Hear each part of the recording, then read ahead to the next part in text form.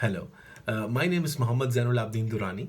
I am the student of International Business course in Coventry University. Today, we are exploring how the business environment of the countries differ and managing cross-cultural challenges in the business environment.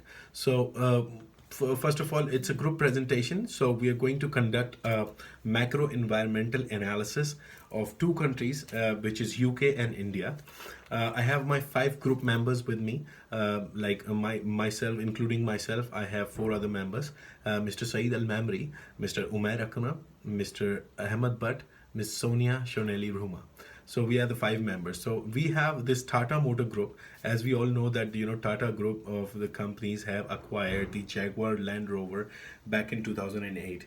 Now, in the area of cross-cultural management and within the context of the global business, we are going to discuss that, because our task is to do, a group presentation with the potential challenges that resulting from the different cultures that may be faced by the Tata Group in the UK. So, resulting from the difference of the macro environmental factors as well as the cultural differences that the Tata Group might face within the United Kingdom.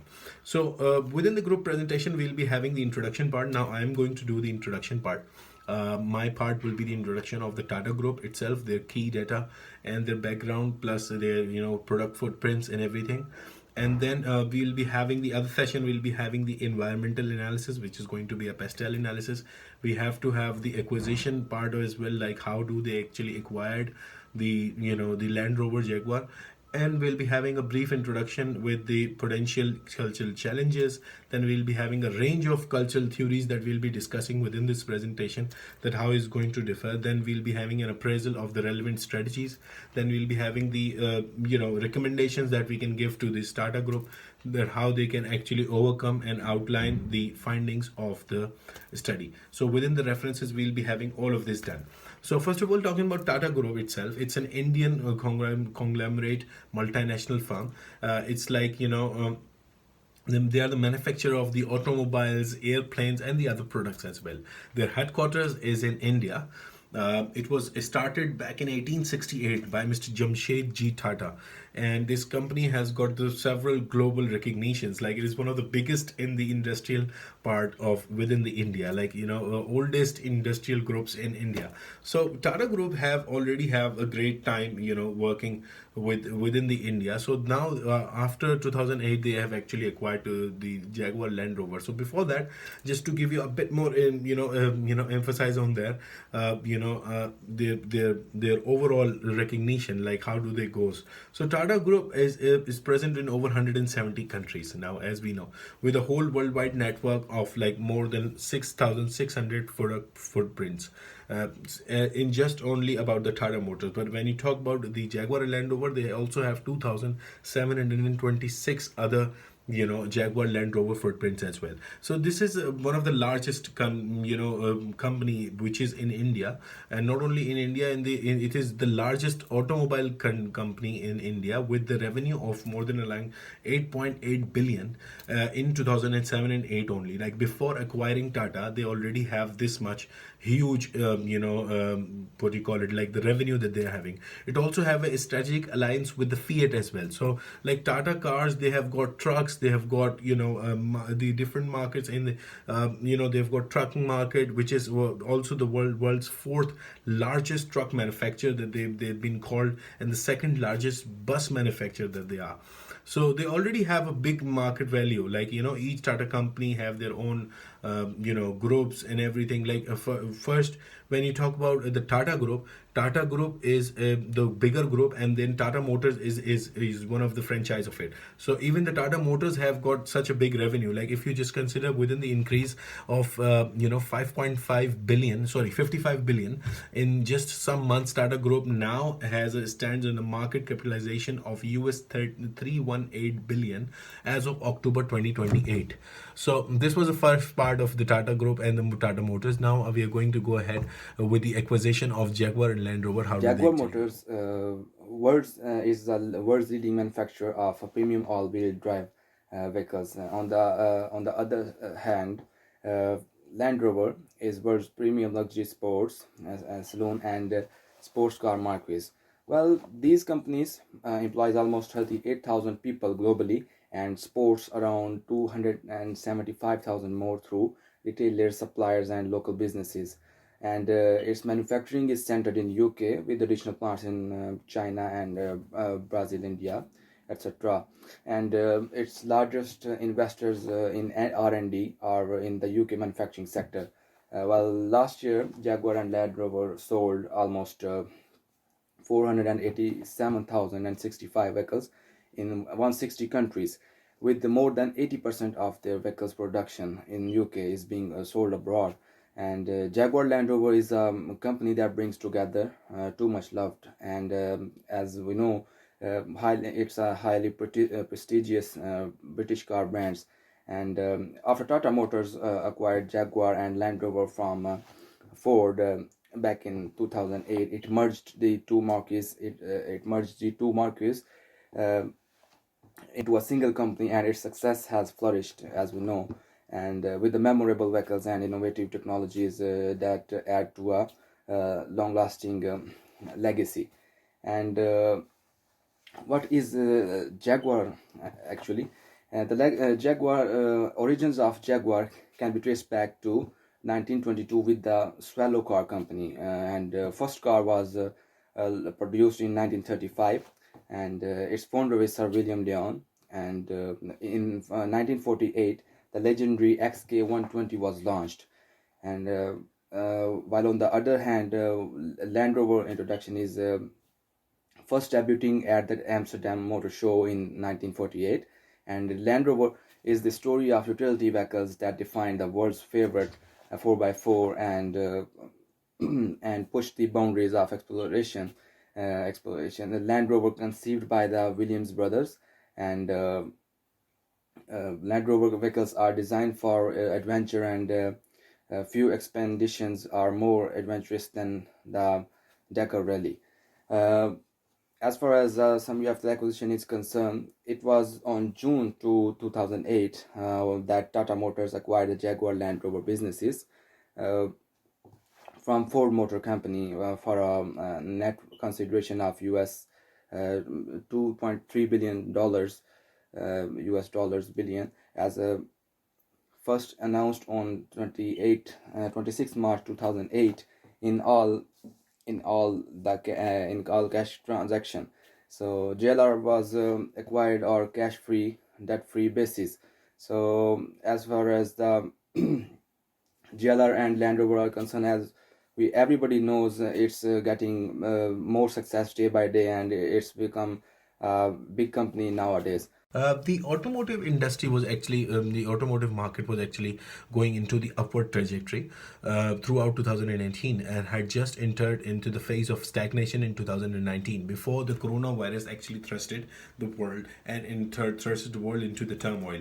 Now, between March and May 2020, the global automotive sales contracted by around 15% globally, which was actually a bigger hit for the sake of the automotive industry. And talking about their start, like since 1980s, the automotive industry has actually have been evolved out of a strong drive towards the globalization. Like with further ongoing globalization, the automotive industry faces even more complex issues across the world, and it is not just about the type of vehicles that they made, or the kind of global environment that they're getting, the increasing of the automotive industry.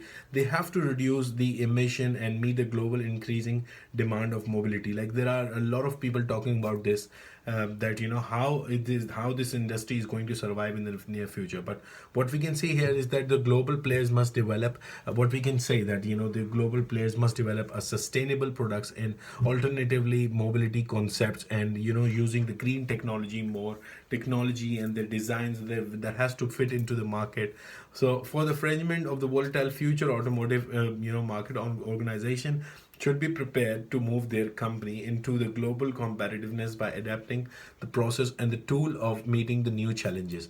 Now, even I can say that because I have been a part of this before. Like I was, I had this opportunity to, get this knowledge about the Japanese vehicle importing market and throughout the world. So what we have seen here is that within the globalization, yes, things have been changed a lot for this for this industry as well. Not only about the other industry, this globalization have actually also hit into that. Now, just talking about the pastel analysis of the automotive industry.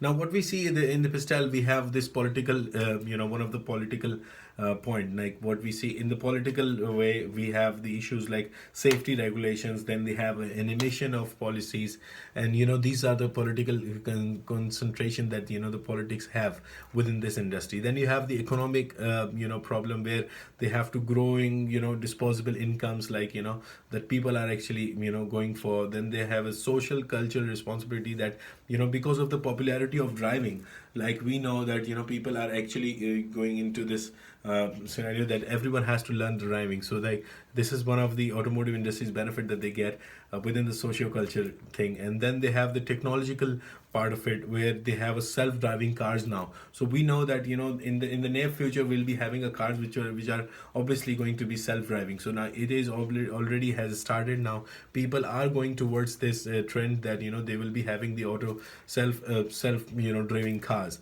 So with this improved security as well. Like now after this technological part, what we see here is that we have this improved technological part as well, what we see in this in this analysis. Then you have the copyright issues, as we all know that talking about the one car cannot be compared with the other car. Like it has to be differentiated in some part of manufacturing. Then you have the environmental issue, that is the carbon emission. So within this pastel analysis of the automotive industry, what we can say is that there are more good things going to come, and there will be a sort of great challenges that the automotive industry will be facing within the near future.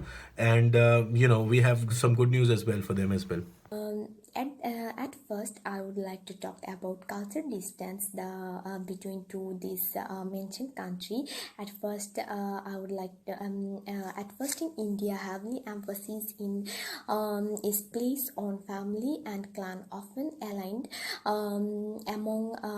among socio-economic, religion, and political line, and people largely define themselves by the group they belongs to rather than by their status as an individual.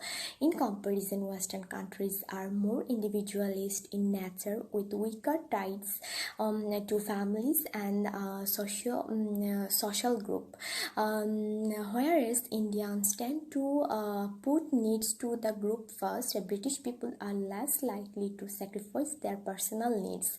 British culture is less conservative than Indian culture.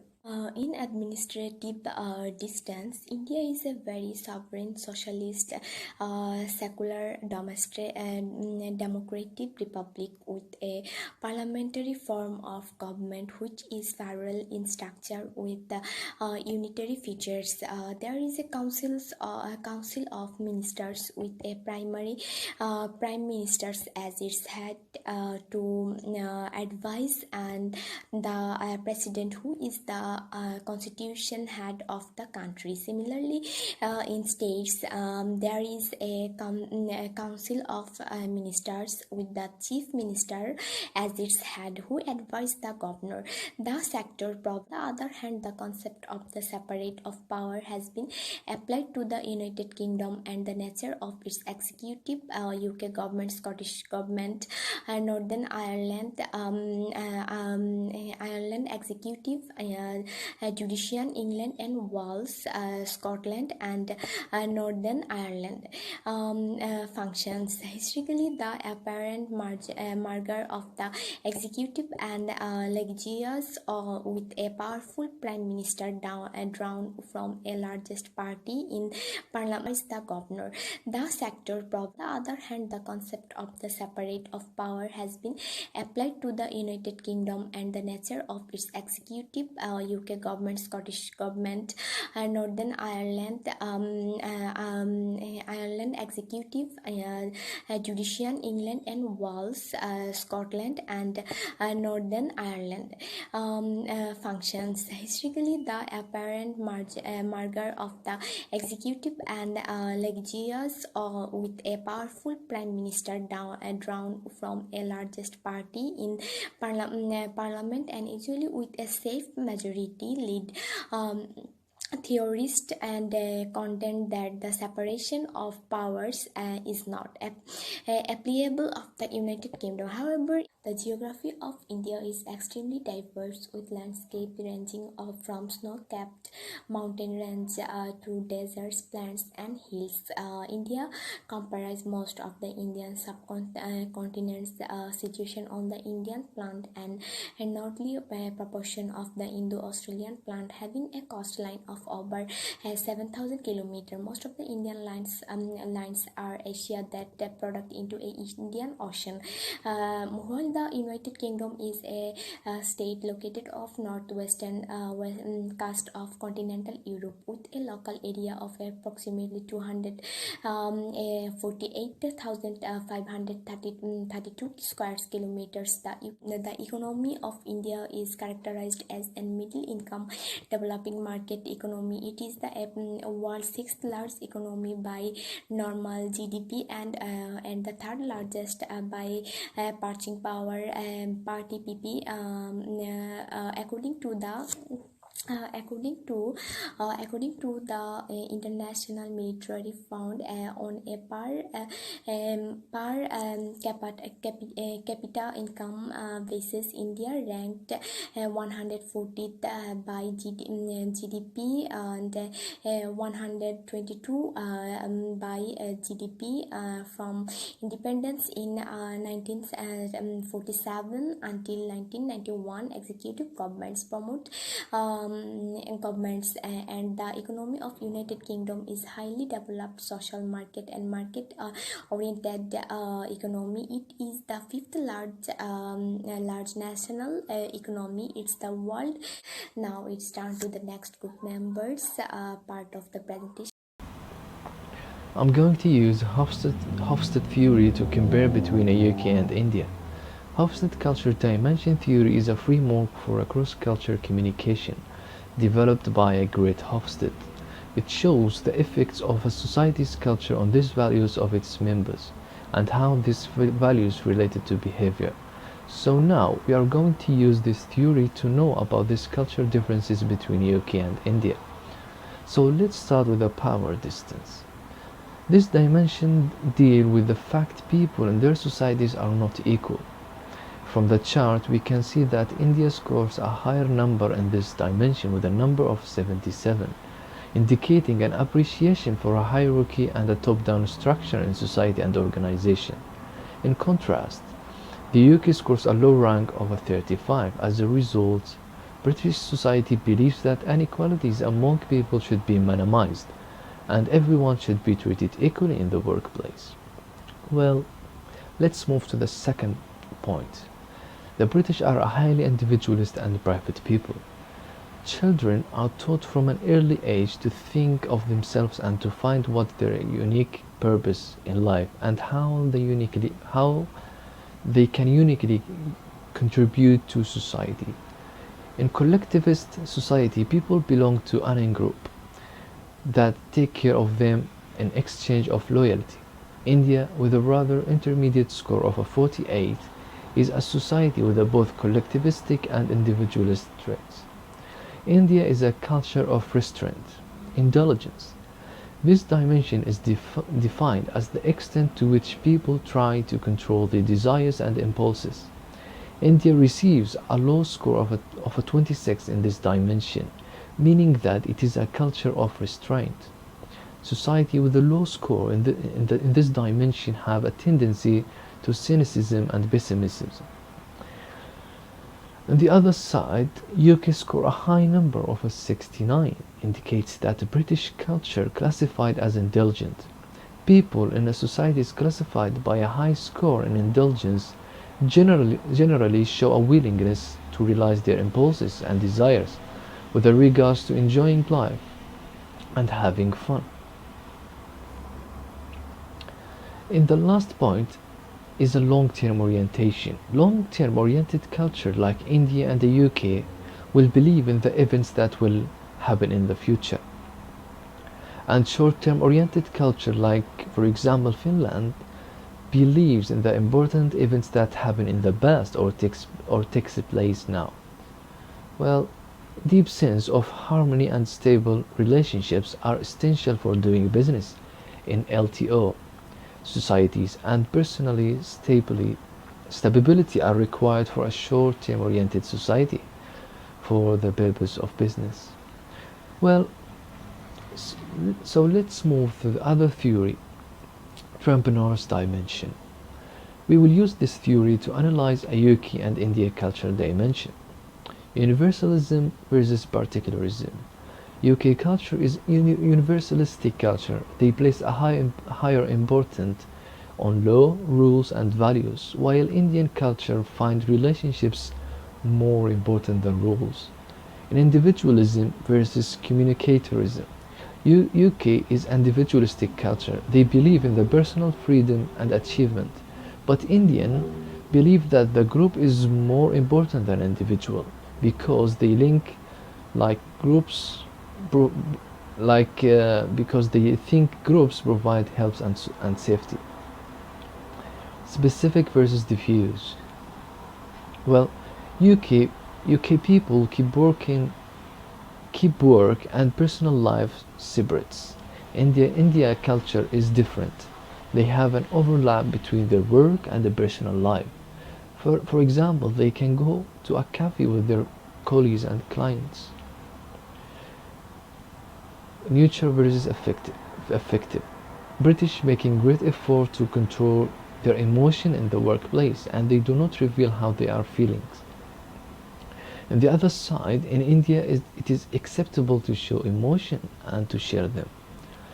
Well, all this dimension is very useful for Tata Motors to understand the British culture dimension and how to avoid misunderstanding and conflicts. So now Ahmed will give Tata Motors some useful recommendation. Ahmed, go ahead. Of conclusion recommendations. Cultural awareness training with him company. Tata Motors have to understand the British culture behavior in business. Tata Motors should include diverse working place, avoid conflict and misunderstanding among us employees. And the second one is conclusions. In conclusion, I have been found that cross culture difference to exist among the different cultures. These differences have an impact on communications. Most people from different cultures, since there are many companies that have to operate in different parts of the world, people are exposed to different culture that they have to observe and get used to. As a result, many worries may occur. Communication barriers are the result of the differences between two cultures.